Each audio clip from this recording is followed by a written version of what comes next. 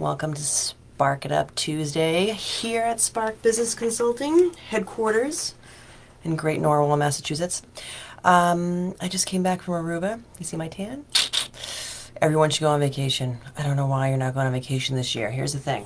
This is not what I'm going to talk about, but I've had so many people ask me, like, what? I go to Aruba every year. We canceled our trip this year. I do this, I do that. No one's going away. It was pretty quiet down there. But one, it's way safer down there than it is here. There's very few cases, under 100 cases in the entire island, and I don't think they've ever gone above that. Really safe and sanitary. Yes, you wear masks when you're inside down there. It's similar to being here in that way. But who's inside when you're in Aruba? It's 86 degrees every single day. Everyone's outside. There's plenty of space, plenty of beach. It's so worth it. I read a ton of books, and I'm going to do, maybe next week I'll do a Facebook Live and a blog about this awesome book that I finished reading down there, The Alter Ego Effect. Wow, it was great. So I'm going to do that. But go on vacation. That's my thing. If you don't have the money to go on vacation, start saving right now. I don't care if it's $10 a week, $20 a week, $25, whatever you can put aside into a vacation fund. They're so important. They're literally, I was thinking about this while I was down there. It's literally like plugging in and recharging your battery. You know how we charge our cell phones every single night, or iPads, whatever you use, most likely a cell phone. You have to recharge that or it's not going to work. It is such the same thing, if not more so, with us, with business owners, with busy people in general. You have to plug yourself in to recharge. And that's exactly what the vacation did for me. I hope it does it for you. So go on vacation. It's an order. All right. But today, I'm just looking at my notes. I was asked to do the top three, just three tips, successful tips for successful business owners. New and maybe ones that are reigniting or restarting or revamping, or however you want to say. So this is for you. And I really thought about this for quite a while, and I think I nailed like the three biggest tips. So if somebody asked me on my deathbed, what are the three tips you'd give business owners? This would be the three that I would give. Okay, so number one, whether you're starting out or restarting, know your business model. This is extremely important, and I'm not being fancy here. Know your business model, meaning walk through it from the minute a customer enters your ecosphere. So whether that is an online store or a Zoom call or a brick and mortar retail store or restaurant, a service provider, whatever it is, from the minute a customer comes in, what happens, how are they treated, how do they feel, what are they looking at, what are they hearing, what are they seeing, how do they pay you, what's the service you provide, to when they leave. Know how that model works, and then make sure you follow the dollars. So when somebody comes in and they give you money, what happens there? How much money are you making? How much of that money are they giving is going to pay your payroll, your rent, your software fees, whatever it is. Basically, it's like a mini daily P&L. I'm just asking you to know the basics in your head, because here's why this is the number one thing that you need to know, especially when starting out or restarting, is because if you don't know what your break-even number is on a transaction basis, on a daily basis, a weekly or a monthly basis, if you don't know what that is, then you might as well just be driving down the highway with money flying out the window. You just have no control over it. You need to know how much money you need to bring in every day, every week, every month. And then if you can't hit that number, if times are slow and you just can't hit it, how long, this is the second biggest part of this piece, how long can you go without hitting that number before you're really just going to run dry? That's the other big piece, because right now there are so many businesses that are not hitting their break even. Restaurants, retail, gyms, it's so many others I'm sure as well, but those are the top three that we see on a regular basis. Some construction companies were also really struggling for a while, and some still are, but most of those have recovered. But some of our restaurants, some of our retail stores, luckily a lot of them are doing well, about half are not.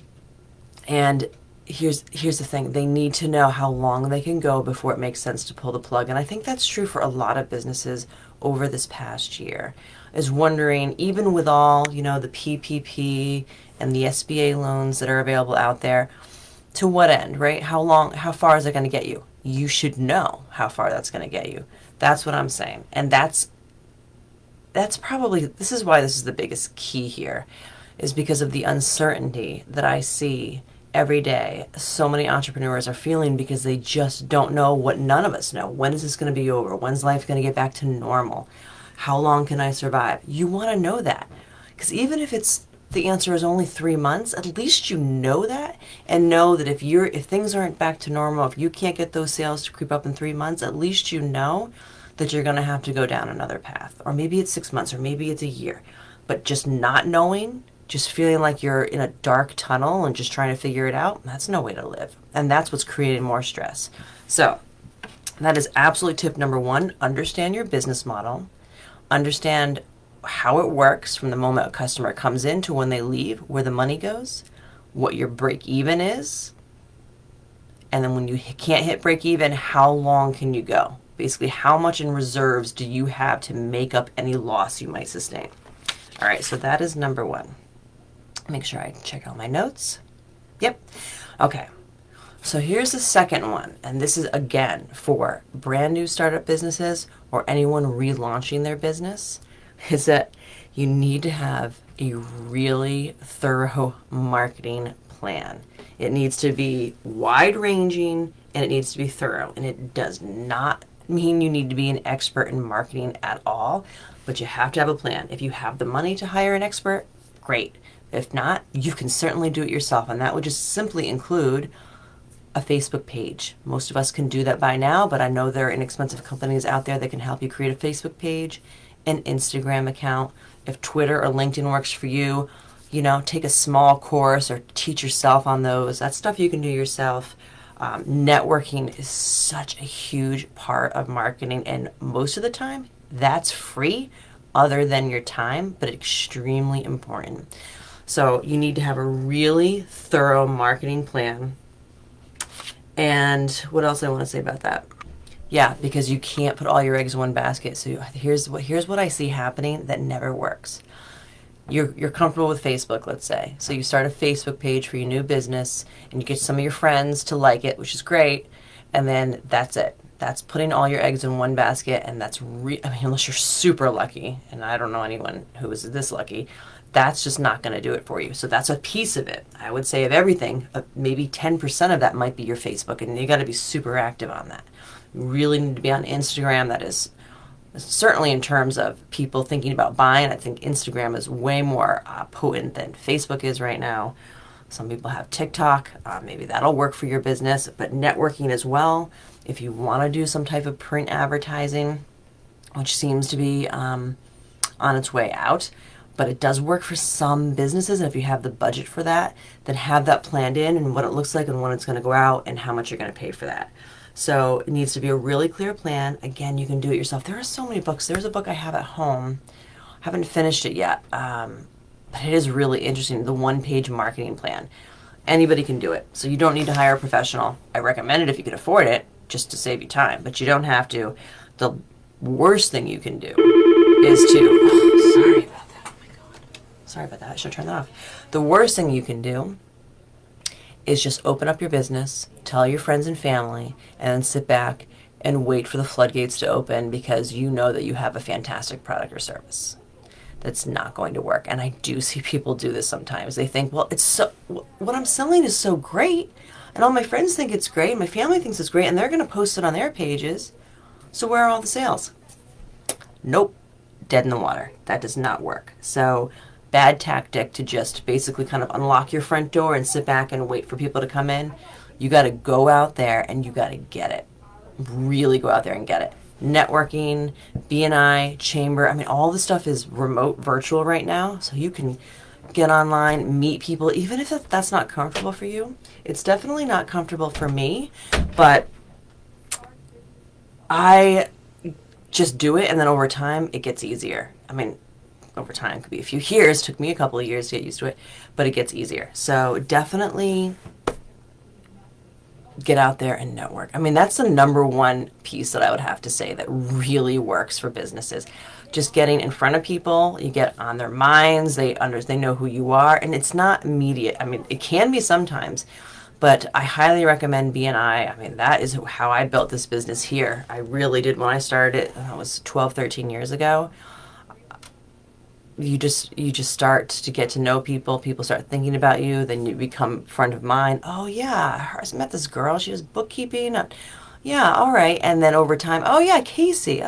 Casey owns Spark. They just start to learn, get to know you. Then they think about you more. And then when somebody comes up and they says, oh, I could really use a bookkeeper, I have the person for you. So it takes time, but then once you get in there, that's when the floodgates open. So networking, online marketing, have a plan. Don't let it be pigeonholed to one thing. Spread it out and then stick to it for a good period of time. Nothing was going to work overnight. And I would, whatever that time frame is for you, I'd say whether it be 3, 6, or a year, say I'm going to commit to doing this for this period of time. And if it really bombs after that, then I know I need to switch gears. I'm just saying don't do something for a week or a month and be like, okay, well, that didn't work. Give it some time. All right. The last one. Oh, okay. So the last one. I'd like to say this should go without saying, and I don't think it does. So I'm going to say it. So entrepreneurship, business ownership is not a 9-to-5 job. Most of you probably know that by now. You really have to live it and breathe it. But it should not feel like work. I mean, it can be hard. You can really be challenged when owning a business because, right, the buck stops with you. Everything will come down on your shoulders, so it can be stressful. But as Simon Sinek said, and I have this quote up because I really love it. Where'd it go? Oh my God, where'd it go? Yeah, working hard for something we don't care about is called stress. Working hard for something we love is called passion. I actually found that quote after I was looking something else up, but I had already wrote my notes on that because it's not 9 to 5. It's not 40 hours a week. It is you live it and breathe it, and you should want to live it and breathe it. You should want to kind of birth and bring this thing to life because it's your passion. It's what you want to do. And that's not to say that you need to work 100 hours a week and work your fingers to the bone every single day. That's not what I'm saying at all, although that might be the case in the beginning or the first few years, or who knows. It really depends on your business model, which is why I said, number one, you need to really know that. But no matter what, it should be something that you want to do and that you love to do. And that's really important. And the last piece about this is when you're going through your business, always look at it through the customer's eyes. Not through your eyes as the business owner, not through your employee's eyes, your vendor's eyes. Look at it through your customer's eyes. If you were a customer of your business, what would you want to look at? What would you want to hear? What would you want to see? What would you want to feel? What would you always come at your business from your customer journey viewpoint? That is extremely important. I see so many businesses failing at that. And it's probably really easy to lose sight of that because you're so in your zone